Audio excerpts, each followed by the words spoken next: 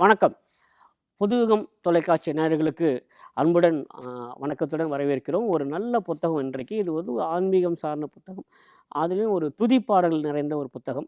அநேகமாக நம்முடைய இந்த புத்தக வரிசையிலே இதுதான் முதல் முறையாக ஒரு துதிப்பாடல் சார்ந்த ஒரு புத்தகத்தை பார்க்கிறோம். அதில் மிக முக்கியமான ஒரு நல்ல செய்தி என்னென்னா, இந்த புத்தகத்துடைய ஆசிரியர் திருமதி அனுராதா சந்திரமௌலி அவர்கள் இளைய தலைமுறையைச் சேர்ந்தவர்கள். தமிழிலும் ஆங்கிலத்திலும் மிக நன்றாக எழுதக்கூடிய வல்லமை பெற்றவர்கள். அதுவும் குறிப்பாக இயல்பான நகைச்சுவையோடு எழுதக்கூடிய ஆற்றல் படைத்தவர்கள்.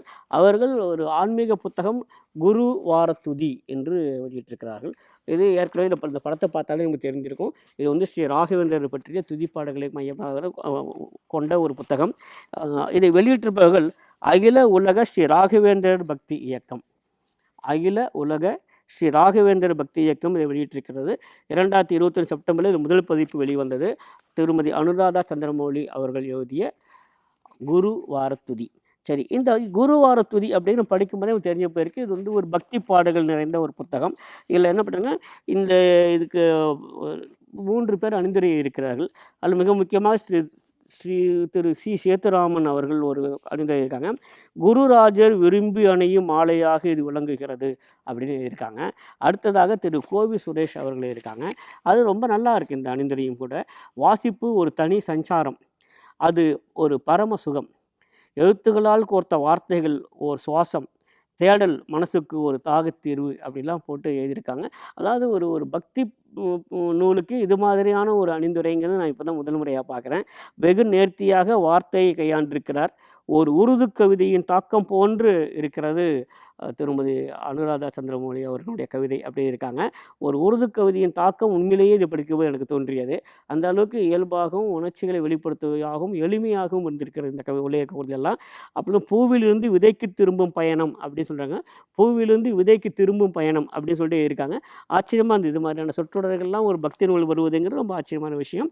அப்புறம் அந்த பக்தி வெள்ளத்தில் மழையே மூழ்கிவிட்டது என்று ஒரு உருது வரியில் வருவது போல இருக்குது அப்படின்னு இருக்காங்க.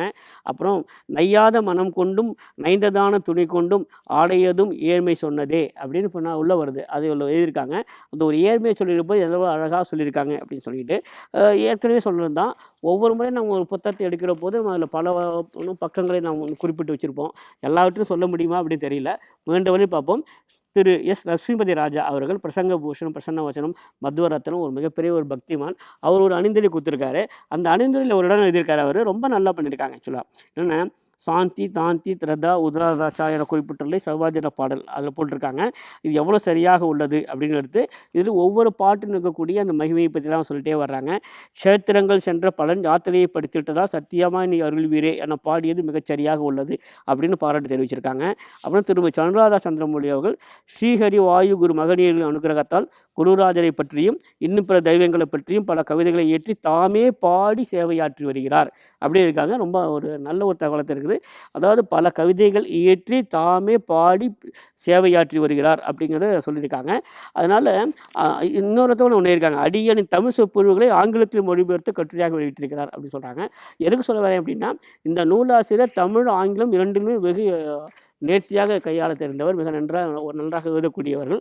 அப்புறம் திருமதி அனுராதா சந்திரமௌலி அவர்களுடைய அந்த ஏற்புரை அல்லது நன்றி உரை இதுலேயும் அதான் இருக்காங்க. அதாவது கந்த சஷ்டி கவசம் போன்று நல்ல சந்தத்தோடும் படிப்பதற்கு எளிமையாகவும் ஒன்றை எழுத வேண்டும் அப்படின்னு சொல்லிட்டு தன்னுடைய நோக்கத்தை குறிப்பிட்டிருக்காங்க. இது ஏற்கனவே சொன்னோம்னா குரு வாரத்துதி ஸ்ரீ ராகவேந்தரை பற்றியது. ஸோ ஸ்ரீ ராகவேந்தரை பற்றி இது மாதிரியான எளிமையான ஒரு தொழில் எழுத வேண்டும் என்கிற காரணத்துக்காக இது இருக்கிறதா சொல்லியிருக்காங்க. அப்புறம் இது இந்த முயற்சி வந்து என்னோட முதல் முயற்சி அப்படின்னு சொல்கிறாங்க. ஆன்மீகத்தை பொறுத்தவரையில் முதல் முயற்சியிலேயே ஒரு மிகவும் ஆழ்ந்த ஒரு பக்தி உணர்வுடன் இந்த நூலை எழுதியிருக்கார் அப்படிங்கிறது பார்க்குற இடங்கள்லாம் தெரியுது. இதுவே ஒரு சில பக்கங்களில் இருக்கக்கூடிய ஒரு சில வரிகளை மட்டும் நம்ம பார்த்துட்டு போவோம். ஏன்னா ஏற்கனவே சொன்னது தான், ஒரு புத்தகத்தை முழுமையாக நம்ம இங்கே மதிப்பீடு செய்ய முடியாது. ஆனால் சில விஷயங்கள் நம்ம பார்த்து தான் ஆகணும். அதில் மிக முக்கியமாக 86வது பக்கம் அங்கே போயிடலாம். இது என்ன பண்ணியிருக்காங்கன்னா, குரு வாரத்துதிங்கிற என்ன ஐடியா அப்படின்னு நீங்கள் பார்த்தீங்கன்னாக்க, ஒட்டுமொத்தமாக 7 நாட்கள் ஞாயிறு தொடங்கி சனிக்கிழமை வரையில் ஒவ்வொரு வாரத்திலும் ஒவ்வொரு நாளுக்குமான சில பாடல்களே இருக்காங்க. அதாவது ஸ்ரீ குரு ராகவேந்திரனுடைய வாழ்க்கையை மையமாக வைத்து அவருடைய வாழ்க்கையை 7 பாகங்களாக பிரித்து அதிலே ஒவ்வொரு நாளும் ஒவ்வொரு பாகத்திலையும் முடித்துக்கொண்டே போகிறார். அதுதான் இதனுடைய ஐடியா. அதுதான் சரிங்களா. நம் தமிழ்லாம் ரொம்ப அருமையாக இருக்குது, எக்கச்சக்கமான நல்ல தமிழ்லாம். தவறு இழைப்பது மனித குணமே, மன்னிப்பது தேவ குணமே, நியாயங்களும் அதி அறிவாரே அப்படின்லாம் எழுதியிருக்காங்க. இதுமான தமிழெல்லாம் உண்மையில ஒரு பக்தி பாடல்களை நம்ம பார்க்குறதுக்கு ரொம்ப அபூர்வமாக இருந்தது. இதிலே கூட பல வடமொழி சொற்கள் ரொம்ப இயல்பாக அப்படியே அதனோட சேர்ந்தே வந்திருக்கு, அதோட கலந்தே வந்திருக்கிறது. அப்போ கும்பகோணம் மக்கள் ராகவேந்தரை பிரிய மனமின்றி வருந்துதல் அப்படின்னு ஒன்று இருக்காங்க. எம்மை நீங்கி செல்லாது என கரைந்த பக்தரிடம் பிரிவென்பதே இல்லை என்றார். பக்தியோடு இணைந்திடவே சத்தியமாய் வந்திடுவேன், இடமும் தான் தடையா என்றார். அப்படி பார்க்குற போது அடடா, இது மாதிரியான செயல்கள்லாம் ஒரு பக்தி நூலில் வருதுங்கிறது ரொம்ப அபூர்வமாக இருக்கே அப்படின்னு தோணுது. மிக முக்கியமாக இந்த 700 வருடம் சரிங்களா, கல்லுக்கு சாணித்தியம் 700 வருடம் அப்படின்னு சொல்லிட்டு ஒன்று எழுதியிருக்காங்க. 700 பிருந்தாவனம் என உரைத்தே காரணமும் உரைத்திட்டாரே, மாதவரம் தன்னிலே மாதவனர் கல்லிற்கே சாணித்தியம் 700 என்றாரே அப்படிங்கிறது 700 பிருந்தாவனம் அப்படிங்கிறதெல்லாம் இதுமான இந்த பிரயோகமெல்லாம் பொதுவாக பக்தி நூல்கள் நம்ம காண கிடைக்காத ஒன்று.